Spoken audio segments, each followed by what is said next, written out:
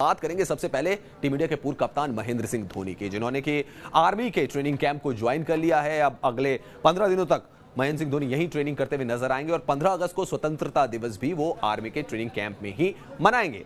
महेंद्र सिंह धोनी ने काफी पहले से ये तैयारी कर रखी थी और इसीलिए उन्होंने बीसीसीआई से छुट्टी भी ली थी और फाइनली अब महेंद्र सिंह धोनी ने ट्रेनिंग कैंप को ज्वाइन कर लिया है। किस तरीके से महेंद्र सिंह धोनी की ट्रेनिंग होने वाली है, किस तरीके से महेंद्र सिंह धोनी के आने वाले जो 15 दिन है वो बीतने वाले हैं, देखिए हमारी इस रिपोर्ट में। आतंकियों पर धोनी की पैनी नजर, धोनी की बंदूक से कांपेगा दुश्मन, धोनी बने हिंदुस्तान के रक्षक, धोनी चलाएंगे AK-47, सरहद के निगहबान धोनी, माही का मिशन कश्मीर शुरू। देश के दुश्मनों से लोहा लेने के लिए धोनी ने बल्ले की जगह बंदूक उठा ली है। आतंकियों का सफाया करने के लिए धोनी ने AK-47 और ग्रेनेड चलाने शुरू कर दिए हैं। धोनी ने आर्मी की उस खतरनाक ट्रेनिंग को ज्वाइन कर लिया है जिससे देश के दुश्मनों की नींद उड़ जाएगी, क्योंकि टीम इंडिया के पूर्व कप्तान महेंद्र सिंह धोनी अब आर्मी मैन बनकर कर रहे हैं कश्मीर की रखवाली। लेफ्टिनेंट कर्नल महेंद्र सिंह धोनी की आर्मी ट्रेनिंग शुरू हो गई है और 15 दिनों की इस आर्मी ट्रेनिंग में धोनी हथियार चलाने से लेकर हर वो काम करेंगे जो सेना के जवानों के लिए जरूरी होता है। जिस तरह से सेना के जवान सरहद की सुरक्षा में दिन रात डटे रहते हैं, उसी तरह से धोनी भी दिन रात को भुलाकर आर्मी मैन बनकर सेना की ट्रेनिंग कर रहे हैं। महेंद्र सिंह धोनी सेना की टेरिटोरियल आर्मी 106 पैरा बटालियन के साथ ट्रेनिंग कर रहे हैं। इस दौरान धोनी को पेट्रोलिंग, गार्ड और पोस्ट की ड्यूटी भी निभानी है। वो देखेंगे कि जवान किस प्रकार रहते हैं, उनकी डिफिकल्टीज क्या है। जब पेट्रोलिंग में जाएंगे तो वास्तव में उनको पता लगेगा कितनी मुश्किल है, बिकॉज पेट्रोलिंग में एम्बुश भी हो सकता है, मारे भी जा सकते हैं। लेकिन साफ तौर पे फौज ने कहा है कि उनको किसी ऑपरेशन में नहीं रखा जाएगा, लेकिन पेट्रोलिंग में कभी भी दुश्मन घात लगा के उनके ऊपर हमला कर सकता है। आपको बता दें कि साल 2011 में ऑनरी लेफ्टिनेंट कर्नल बने महेंद्र सिंह धोनी ने साल 2015 में इंडियन आर्मी की टेरिटोरियल आर्मी के पैरा कमांडो की ट्रेनिंग ली थी और टेरिटोरियल आर्मी की 106 पैरा बटालियन की तैनाती इस वक्त कश्मीर घाटी में है और इसी वजह से धोनी अपनी यूनिट के साथ मिशन कश्मीर को पूरा कर रहे हैं। क्रिकेट के सुपरस्टार महेंद्र सिंह धोनी कश्मीर पहुंच चुके हैं। धोनी 15 दिन तक कश्मीर में रहने वाले हैं और उन्होंने आज से विक्टर फोर्स ज्वाइन कर लिया है। उन्हें ऑनररी लेफ्टिनेंट कर्नल की कर्नल बनाया गया है और अगले 15 दिन तक वो एंटी इंसर्जेंसी फोर्स का हिस्सा बनेंगे।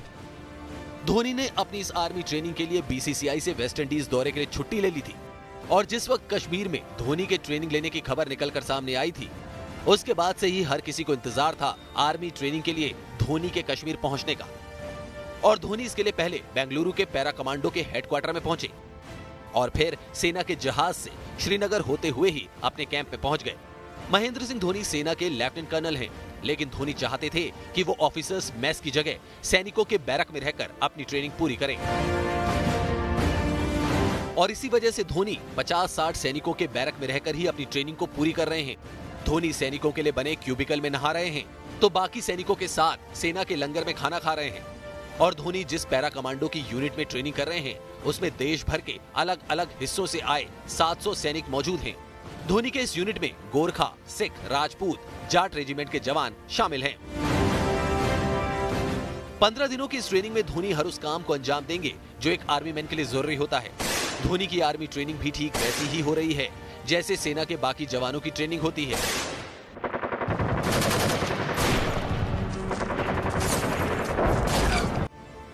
एक आर्मी मैन को गार्ड बनकर अपनी यूनिट की रखवाली करनी होती है और धोनी भी गार्ड बनकर अपने पैरा कमांडो बटालियन की रखवाली कर रहे हैं। आर्मी यूनिट में गार्ड की ड्यूटी 4-4 घंटे के शिफ्ट में होती है, जिसमें दिन की ड्यूटी लगने पर धोनी सुबह 4 बजे उठेंगे तो रात की ड्यूटी लगने पर धोनी देर रात तक जागकर इसे पूरा करेंगे। ये आसान नहीं है, तो वो तमाम मुसीबतें झेलेंगे जो एक सिपाही झेलता है और इसका वर्णन जब वो बाकी देश को करेंगे तो उसका बहुत ही लाभ होगा। लोगों का मोरल मोटिवेशन बढ़ेगा और कई युवक जो हैं धोनी का एग्जाम्पल लेकर आर्म्ड फोर्सेस में आएंगे। सेना की भारी भरकम वर्दी और हथियारों के साथ धोनी ट्रेनिंग के दौरान सिर्फ अपनी यूनिट की ही रखवाली नहीं कर रहे, बल्कि आतंकियों की खुफिया जानकारी हासिल करने की भी ट्रेनिंग ले रहे हैं। और साथ ही क्रिकेट के मैदान के बाद अब आर्मी के कैंप में भी धोनी अपने धैर्य की परीक्षा दे रहे हैं। धोनी को श्रीनगर के बादामी बाग कैंट एरिया में गश्ती की जिम्मेदारी सौंपी गई है, जिसमें धोनी बुलेट प्रूफ जैकेट पहनकर और 6 ग्रेनेड के साथ AK-47 राइफल टांग कर गश्ती करेंगे।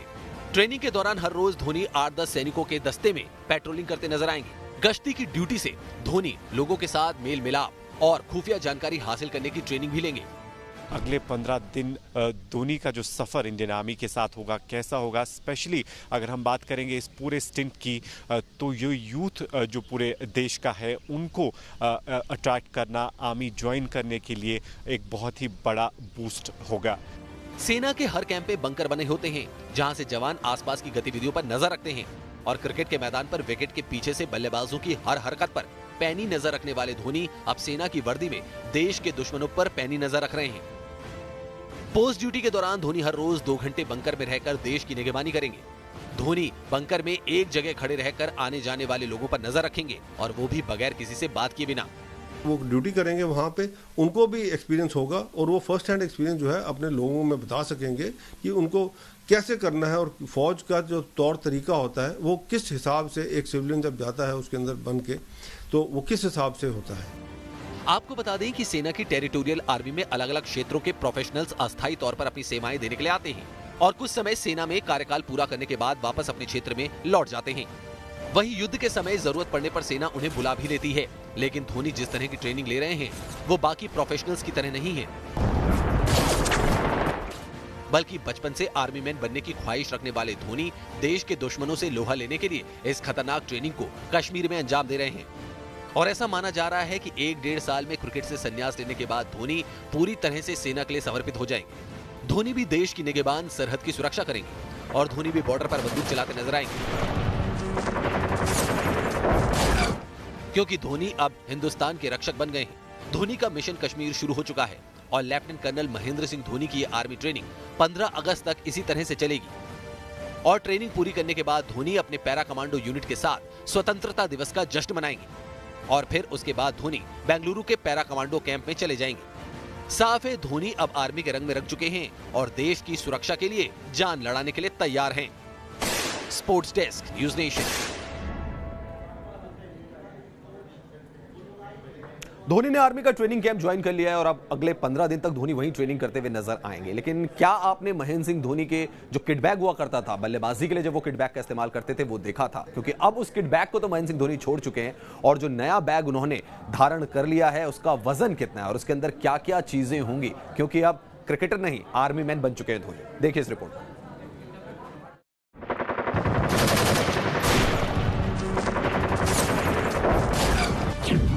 बॉर्डर पर गरजेगी धोनी की गन, दुश्मन को ढेर करेंगे माही के बम।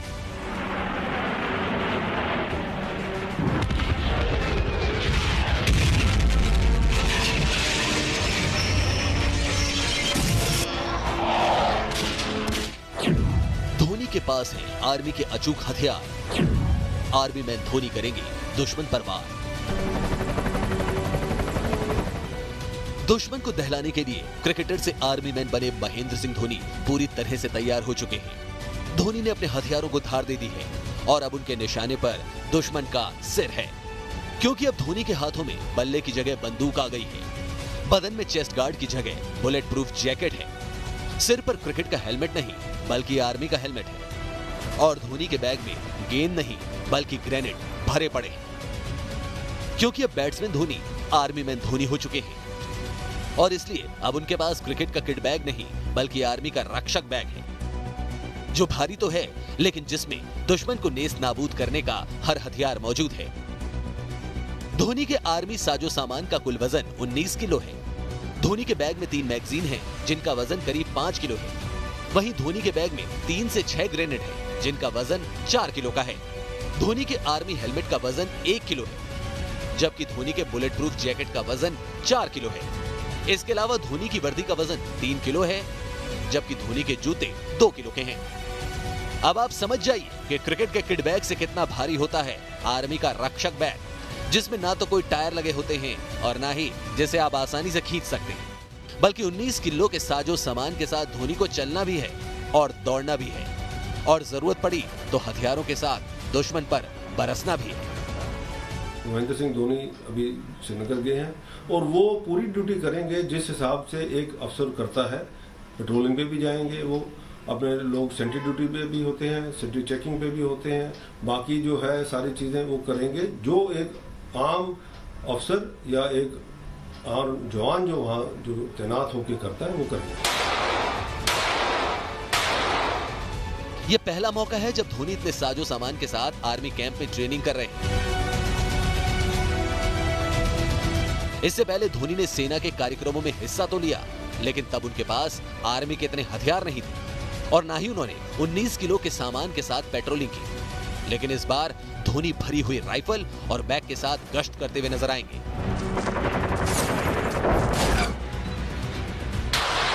खास बात यह है कि धोनी पहले ही फायरिंग की ट्रेनिंग ले चुके हैं और उन्हें बंदूक चलाने का अच्छा खासा तजुर्बा है।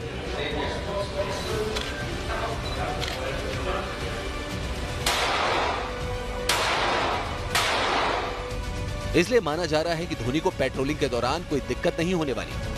वो हाथों में राइफल लेकर बेखौफ गश्त कर सकते हैं। धोनी AK-47 के साथ गश्त करेंगे। ये राइफल पूरी तरह से भरी होगी। धोनी के साथ 8 से 10 जवान भी होंगे। धोनी कुछ खास एरिया में जाकर पेट्रोलिंग करेंगे। धोनी ट्रेनिंग के शुरुआती दिनों में फायरिंग और ग्रेनेड की ट्रेनिंग करेंगे। धोनी को फायरिंग का एक्सपर्ट माना जाता है और उन्हें शूटिंग का काफी शौक भी है। धोनी को कई बार शूटिंग रेंज में भी गोली चलाते हुए देखा गया, लेकिन आर्मी कैंप में धोनी के हाथों में AK-47 है, जिसकी वो लगातार ट्रेनिंग कर रहे हैं और मौका मिलने पर दुश्मन पर वार भी करेंगे। वैसे धोनी के लिए आर्मी कैंप में फुल इक्विपमेंट और राइफल के साथ ट्रेनिंग करना लाइफ टाइम एक्सपीरियंस है, जिसका माही भी काफी वक्त से इंतजार कर रहे थे और अब धोनी आर्मी ट्रेनिंग की हर चुनौती को जी लेना चाहते हैं। Sports desk, news nation.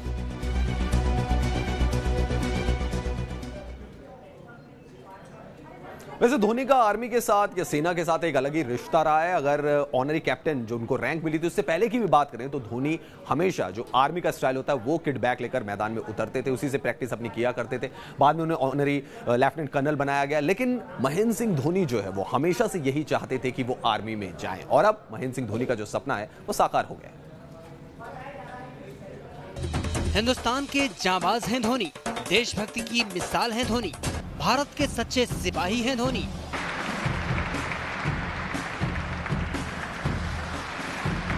Dhoni के लिए देश है सबसे ऊपर। देश को वर्ल्ड चैंपियन बनाने वाले महेंद्र सिंह धोनी इसे अपने लिए सबसे बड़ी उपलब्धि नहीं मानते और इस बात का खुलासा धोनी ने खुद एक वेबसाइट को दिए इंटरव्यू में किया था।